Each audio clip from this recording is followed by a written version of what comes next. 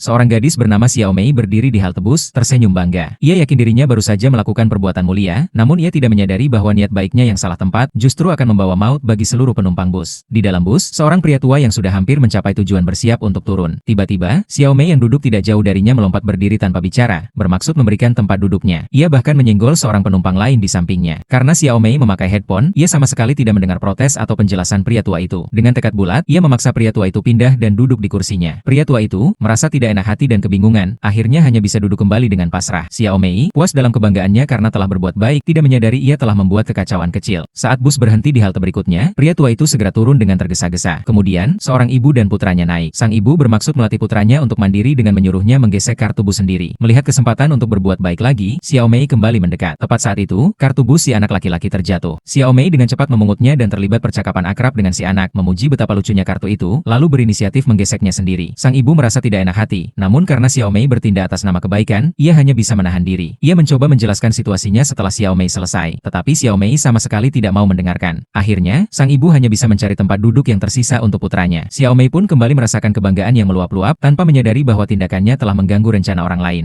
Akhirnya, tiba saatnya Xiao Mei turun. Tepat setelah ia melangkah keluar, ia melihat seorang pekerja kantoran berlari terburu-buru, panik agar tidak ketinggalan bus. Bus itu sudah mulai bergerak maju, tapi jarak ke halte berikutnya masih jauh. Dengan dorongan, semangat penolong, Xiao Mei yang berhati panas segera berlari ke sisi bus dan menggedor-gedor pintu dengan keras, memberi isyarat kepada sopir bahwa ada penumpang lain yang harus diangkut. Ia terus melakukannya sampai pria itu berhasil masuk ke dalam bus. Xiao Mei baru pergi setelah merasa puas dan berhasil. Namun, yang tidak diketahui Xiao Mei adalah apa yang terjadi sesaat setelah pria itu naik. Begitu pintu bus tertutup, pria itu mengeluarkan busur panah dari tasnya dan melancarkan serangan brutal kepada para penumpang. Karena bus sedang berjalan, para penumpang tidak punya tempat untuk melarikan diri. Mereka hanya bisa menerima rentetan tembakan panah gila dari pria psikopat itu. Pria itu menikmati setiap detik pembantaian, wajahnya menunjukkan ekspresi puas. Dalam sekejap, kabin bus dipenuhi dengan noda merah seolah tersiram jus semangka. Bus itu perlahan melaju melewati Xiao Mei yang masih tersenyum bangga di luar. Di udara, hanya tersisa jeritan kesakitan yang memilukan dari para korban di dalam bus. Semua kematian itu disebabkan oleh serangkaian niat baik yang salah tempat.